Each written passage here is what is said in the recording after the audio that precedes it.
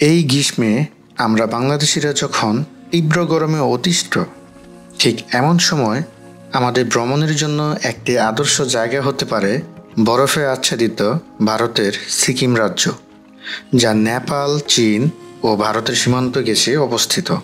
সাদা শুভ্র বরফের চাদরে মোড়ানো সুবিশাল পাহাড় ও সবুজের বিশালতায় ঘেরা এই রাজ্যকে বলা হয় দ্য গ্রিনেস্ট স্টেট অফ ইন্ডিয়া। এটি আমাদের সিকিম ভ্রমণের 4টি পর্বের মধ্যে প্রথম পর্ব, যেখানে আমরা আপনাদের সাথে সিকিম ভ্রমণের বিস্তারিত তথ্য শেয়ার করব। যেমন কখন সিকিম যাবেন, কিভাবে যাবেন, কোথায় থাকবেন, কি খাবেন, কি ঘুরে দেখবেন, কিভাবে ইমিগ্রেশনের জটিলতা কাটিয়ে খুব সহজে ভারতে প্রবেশ করতে পারবেন, এবং সিকিম রাজ্যে প্রবেশের জন্য কোথা থেকে ইনার লাইন পারমিশন নিতে হবে আর কিভাবে নিতে হবে, এই সমস্ত বিষয়গুলো আমাদের এই পর্বে উল্লেখ করা থাকবে। তাই সম্পূর্ণ ভিডিওটি না টেনে দেখার জন্য অনুরোধ করা হইল। তাহলে চলুন আপনাদেরকে সাথে নিয়ে ঘুরে আসি স্বপ্নের জায়গা ভারতের সিকিম গ্যাংটক থেকে।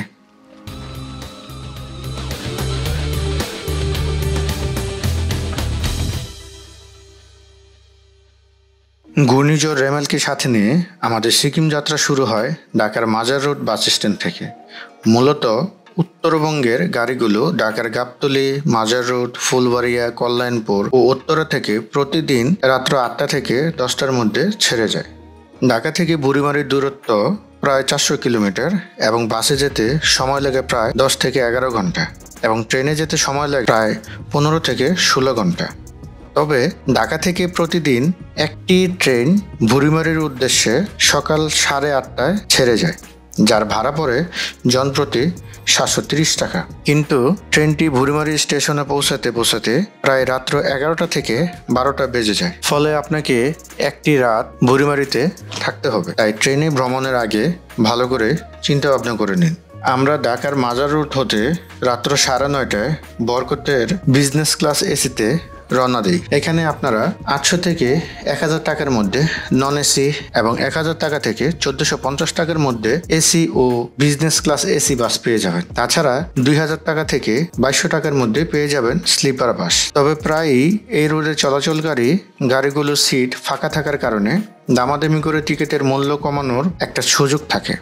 যেমন আমরা আমাদের বিজনেস ক্লাস এসি বাসের টিকিটের মূল্য 1450 টাকা হতে দামাদামি করে জনপ্রতি তা 950 টাকা করতে পেরেছে। গাড়িগুলো যাত্রা শুরুর প্রায় 5 থেকে 6 ঘন্টা পর সিরাজগঞ্জের ফুড ভিলেজে যাত্রা বিরতি দেয়। তাই যাত্রা শুরুর আগে আপনারা আপনাদের প্রয়োজন মতো খাবার খেয়ে নেন অথবা সাথে করে নিয়ে নেন। অবশেষে প্রায় 11 ঘন্টা দীর্ঘ জার্নি করার পর আমরা বুড়িমারিতে চলে আসি এবং এখানে আসার পর দেখি কাউন্টারে ফ্রেশ হওয়ার এবং স্নান করার সুব্যবস্থা রয়েছে।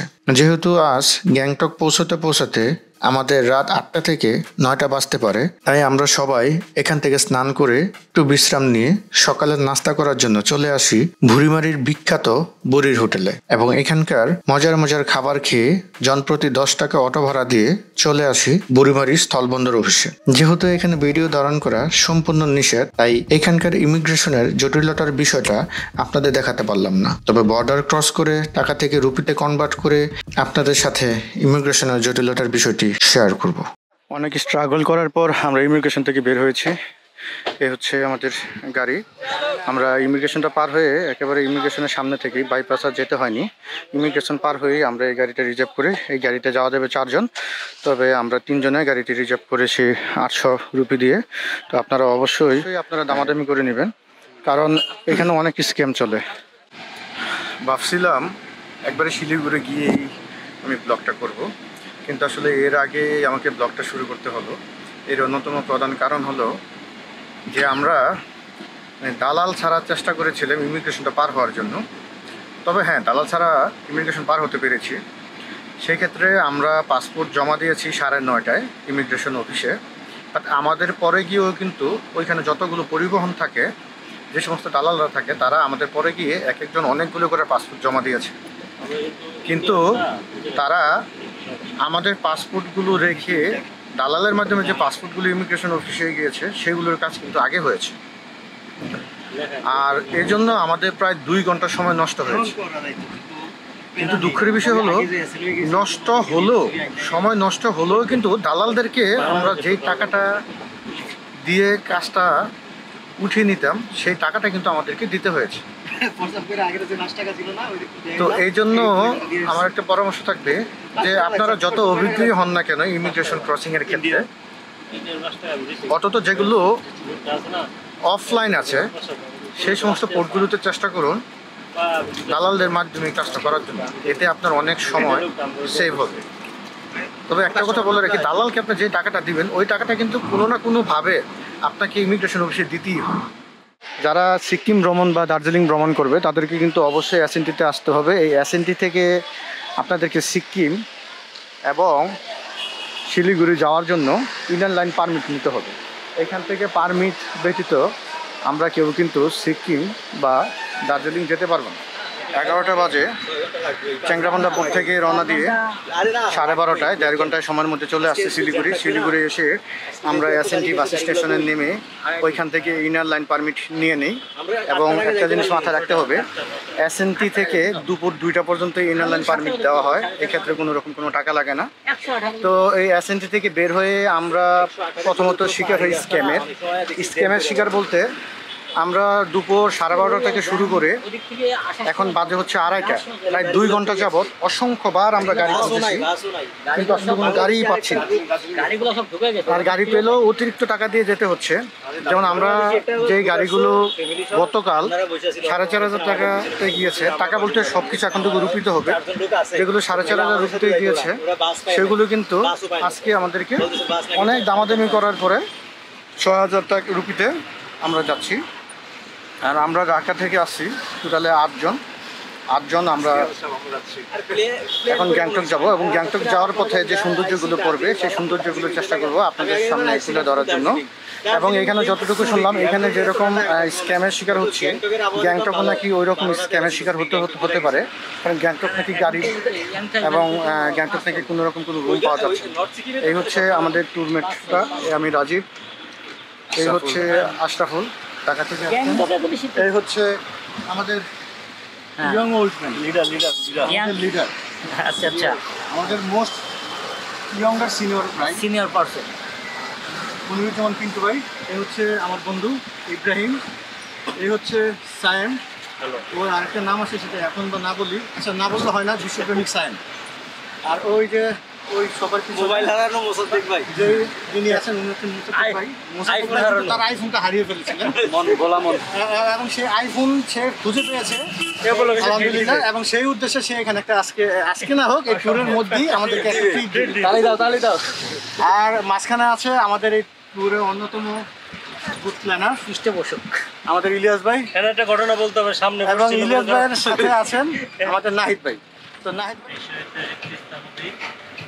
এই শিলিগুড়ি থেকে গ্যাংটক যাওয়ার সময় আপনাকে পরিবেশ কখনো হতাশ করবে না, কেননা কারণ শিলিগুড়ি থেকে গ্যাংটকে যাওয়ার সময় ঠিক এই রকম লোকেশনে দেখবেন একদিকে আঁকাপাকা পাহাড়ি রাস্তা, একদিকে তিস্তা নদী, আরেকদিকে এরকম বিশাল পাহাড়।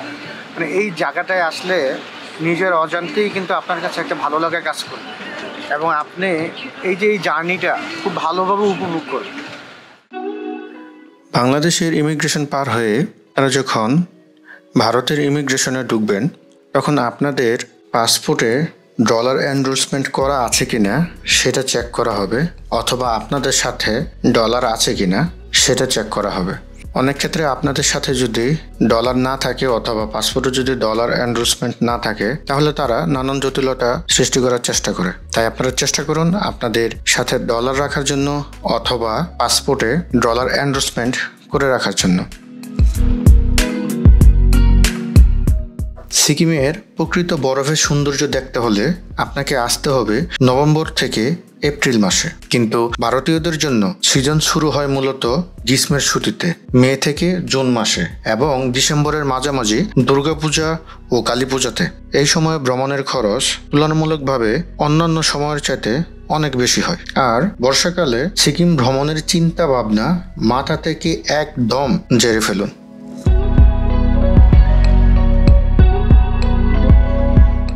তাহলে চলুন এখন জেনে নেই সিকিম ভ্রমণের জন্য কি কি ডকুমেন্ট আপনাকে সাথে নিয়ে যেতে হবে।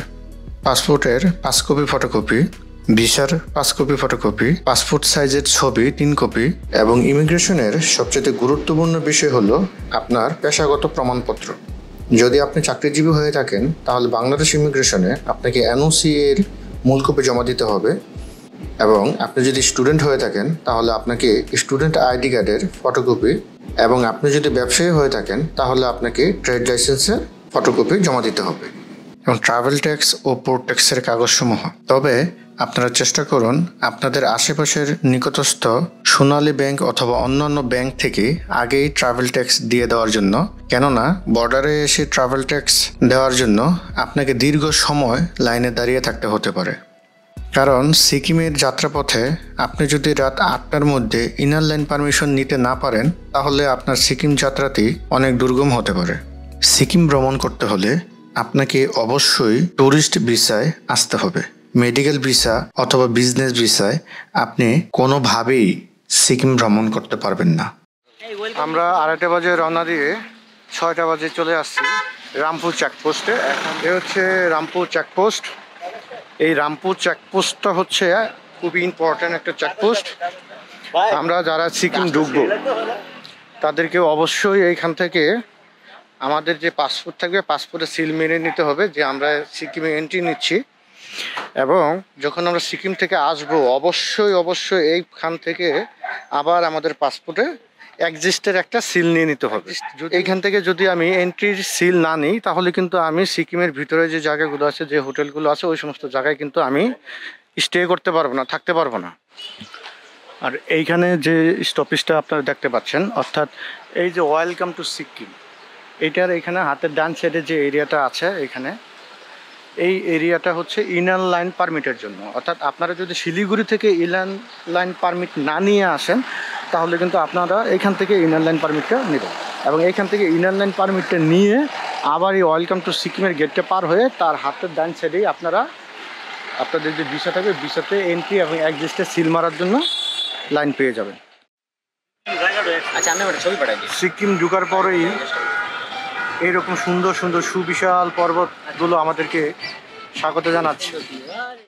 অল্প কিছুক্ষণের মধ্যে আমরা একটা টানেলের ভিতর দিয়ে যাব, আর যখন টানেলের ভিতর দিয়ে যাব তখন আসলে এর ভিতরে থাকবে পুরো অন্ধকার। আর এই টানেলটা কিন্তু একটা পাহাড়ের মাঝখান দিয়ে যাবে, যেই টানেলটার নাম হচ্ছে চুপাখানি।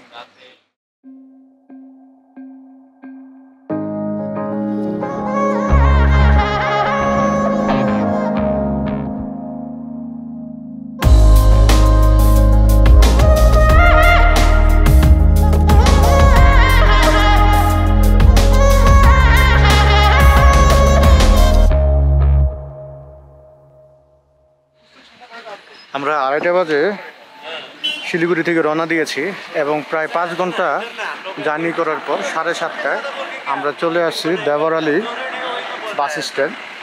আপনারা যারা সিকিমের উদ্দেশ্যে গ্যাংটক আসবেন শিলিগুড়ি থেকে, তাদেরকে কিন্তু এই যে এইখানে যে বাস স্ট্যান্ডটা দেখছেন এই বাস স্ট্যান্ডে নামিয়ে দেবে।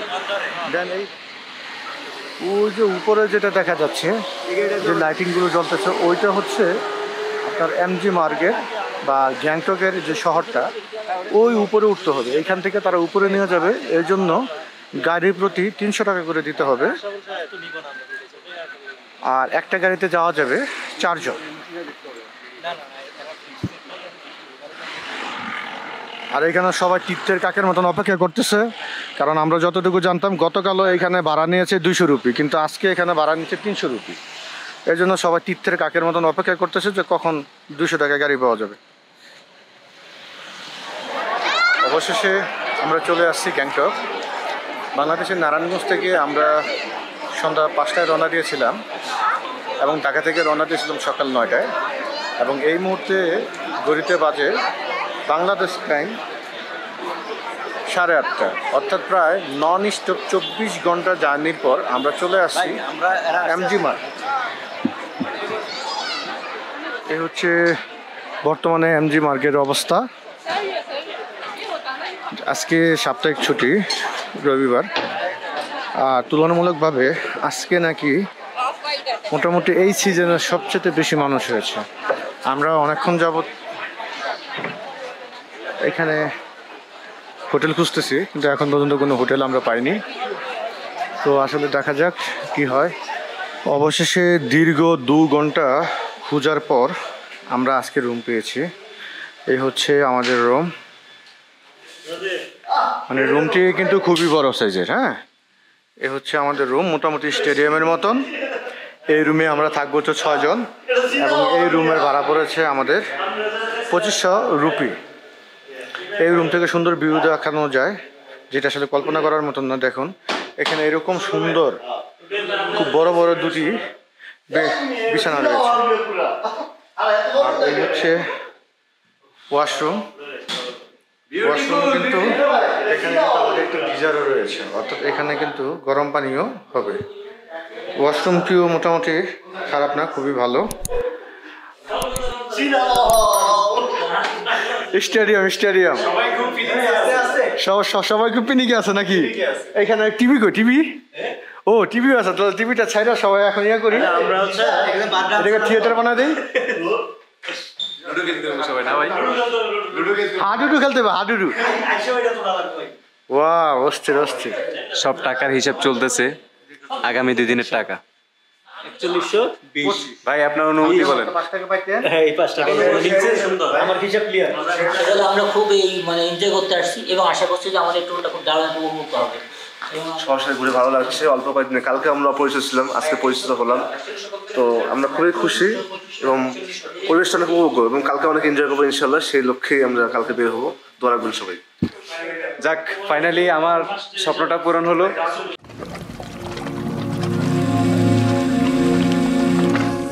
তাহলে চলুন এবার আমরা জেনে নেই ঢাকা থেকে গ্যাংটক পর্যন্ত যাওয়ার জন্য আমাদের জনপ্রতি কত টাকা খরচ হয়েছে। গাবতলী মাজার রোড হতে বুড়িমারি পর্যন্ত আমাদের জনপ্রতি দিতে হয় 950 টাকা করে। বুড়িমারি ও চ্যাংরাবান্ধা পোর্টে স্পিড মানি হিসেবে আমাদেরকে দিতে হয় বাংলাদেশ সাইডের ইমিগ্রেশনে 200 টাকা করে, এবং ইন্ডিয়ান সাইডের ইমিগ্রেশনে 200 রুপি করে। চ্যাংরাবান্ধা বর্ডার থেকে শিলিগুড়ি পর্যন্ত আমাদেরকে দিতে হয় 300 রুপি। শিলিগুড়ি থেকে দেওয়ারালি বাস স্ট্যান্ড পর্যন্ত আমাদেরকে দিতে হয় 750 রুপি, এবং দেওয়ারালি বাস স্ট্যান্ড থেকে গ্যাংটক এমজি মার্গ পর্যন্ত আমাদেরকে দিতে হয় 50 রুপি। ভ্রমণ ট্যাক্স বাবদ দিতে হয় আমাদেরকে 1100 টাকা, এবং পোর্ট ট্যাক্স বাবদ দিতে হয় 60 টাকা। অর্থাৎ আমাদের সর্বমোট টাকা এবং রুপিতে খরচ হয় 2300 টাকা এবং 1300 রুপি। যদি আমার ভিডিওটি আপনাদের জন্য উপকারী হয়ে থাকে, তাহলে আমার চ্যানেলটি সাবস্ক্রাইব করে পাশে থাকা ঘন্টাটি বাজিয়ে রাখার অনুরোধ রইল।